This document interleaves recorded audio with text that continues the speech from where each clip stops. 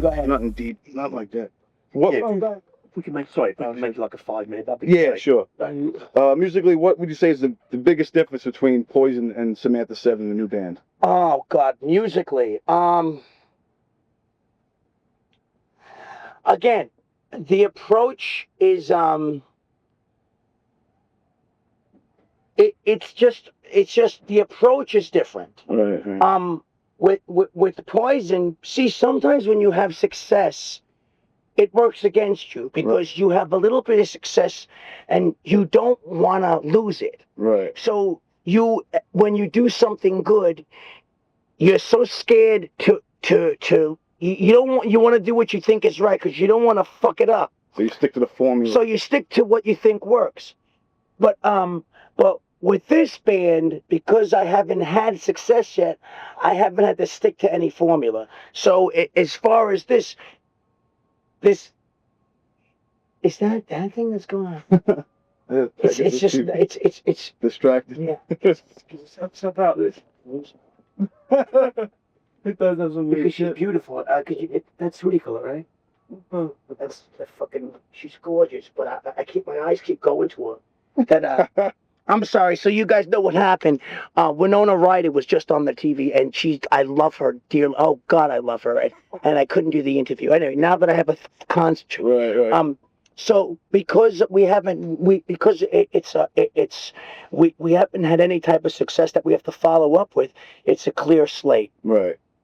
What I did with this album is like what I did for the first Poison album. I did not overthink how to produce. One with instincts. Once the songs were written, in other words, I spent the time writing the songs. I spent the time getting the right lyrics and the right music. That's where I spent my time. Once we had the songs, I didn't want to waste time producing it. Right. I wanted to put the songs with the passion on it. There you go. With Poison, because we've had success, everything is second guessed, which you can't blame Poison. It's just that as the band gets bigger, do we do this right? Should we cut that again? Maybe we should cut that again. Right. And it's just it's so difficult. Right. Yeah. You have a lot of chefs with Poison.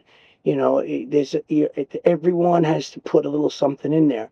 With this band, I can really see a vision from beginning to end. Cool. And personally, I love this. Yeah. And I live it. The lyrics I live because they're they're not just wasted. Your life and things that you. And they're not vague. Right.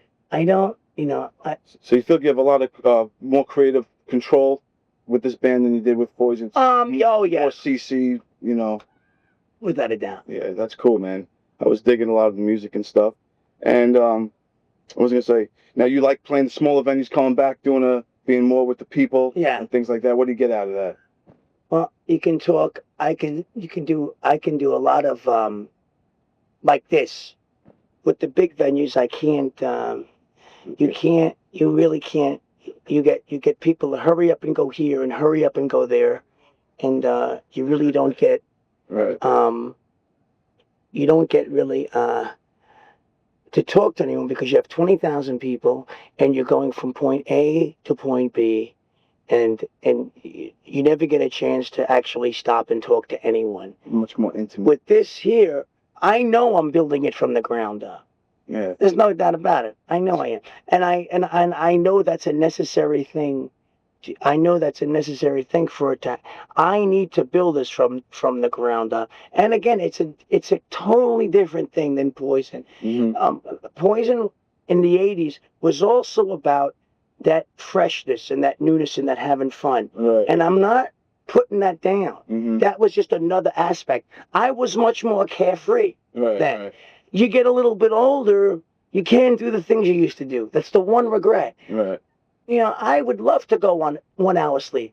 I would love to be able to just, I'm ready. Right. That shit. Yeah. You get old. Now. I mean, I was my downtime was more. I used to be able to party for 3 days, sleep for 1. Right. Then I would party for 1 day and sleep for 3 days. I couldn't get back with it, and I started to go a little nutty. So now, since I did this band, I've really, I pay attention to everything. I pay attention to the lyrics and the music. And the gift with my writing is to be able to have the lyrics catchy with a phrase that you can grab onto. Right. Whether it's like, I hate every bone in your body but mine. Yeah, you hear that great. once, you go, that's good. Why didn't I think of that? Yeah, that's awesome. You know?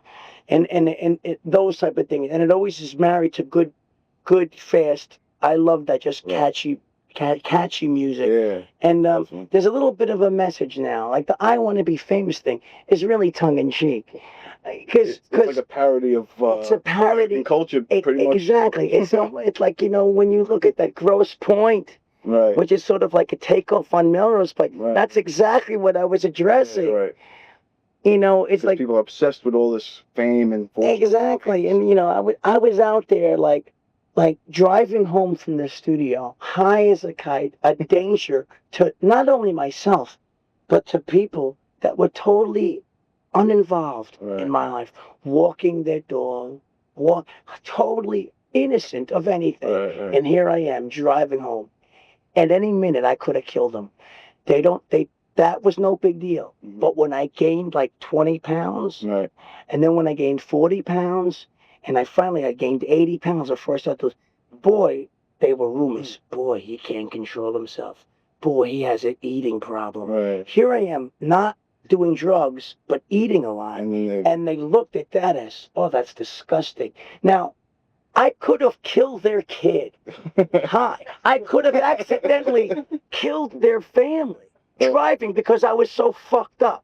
But that wasn't the issue. The issue's about the way you... Oh, God, well, he's letting himself go. Yeah. And I'm like, I got to write about this. Yeah. This is really ridiculous. Right. It's real. I mean, we've lost the whole reality of shit. Exactly. So that's a lot of pain. Underneath a lot of my songs, once you scratch the humor, right, it's right underneath there. It's like, hey, dude, I'm dying. So like, It's exactly. like, does this sound funny to you? Yeah, exactly. And does this sound a little weird to you? And so I've been singing about fucking rehabilitation myself, right? Oh, I sing about For it. the past 5-6 years, I've been either on coke or fucking heroin. Yeah, On and off, man. that's no good. How'd you do it? Well, let me finish this interview, Right. and then we'll do. The last question, since we'll make it short here. The name Samantha 7, real simple question. How did you come up with it? Well, What's it mean? There was the name of the band was the Stepmothers first. Right. Okay. At the last minute, a band from Orange County goes, "You can't use that name. We have a name called the Stepmothers." I'm like, where have you been? I mean, I was all over LA for like 3 years, plugging, even on MTV the year before. It's like, we haven't been this, but nothing. We get the Stepmothers website, we do a check, nothing. Then the album's about to come out. Stop. So then they produced like a record and some letterheads that said the Stepmothers, and that was enough for John Culloden to go, we can't do this. They probably built the following based on all your advertising. Well, yeah, so it was a nightmare. So then at the last minute we had to change it. And Samantha 7 was just an episode of a cartoon that I used to watch called Tobor the Ape Man when I was a kid. All right. And I was a little kid watching it. And one of the episodes, this one robot was just a fucking mean bitch. And she was Samantha 7, and she beat the shit out of everyone. And I remember being scared. And my brother saw that I was scared. So as soon as he knew that I was scared, he would tease me. Oh, Samantha 7's coming. Shut up. Oh, no, I think Samantha... So Samantha 7 became a catchphrase for, how to torment little Cecil. So I figured, let's name it Samantha 7 because I knew this band was going to torment me. So.